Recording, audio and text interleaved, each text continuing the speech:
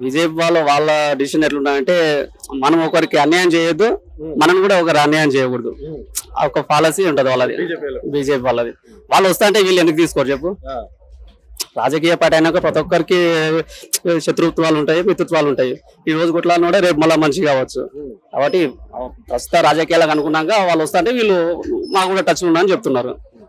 So MP election లో మల్కాజ్గిరిలో ఎట్లుంటది ఫైట్? ఇటు కాంగ్రెస్, బీఆర్ఎస్, బీజేపీ ముగ్గురు పార్టీల మధ్యలో ఎవరితో వాళ్ళు ఉంటుండొచ్చు?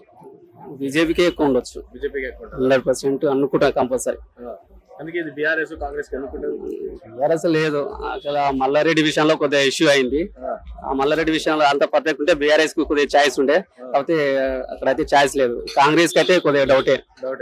100% బీజేపీ ఛాయిస్ ఉంటుంది. ఎందుకంటే ఆయన కొద్దిగా ఈటల రాజేందర్ అతను వ్యక్తి, అతను కూడా సీఎం క్యాండిడేట్ లెక్క. బండి సంజయ్, ఈటల రాజేందర్, కిషన్ రెడ్డి వీళ్ళంతా పెద్ద లీడర్లు.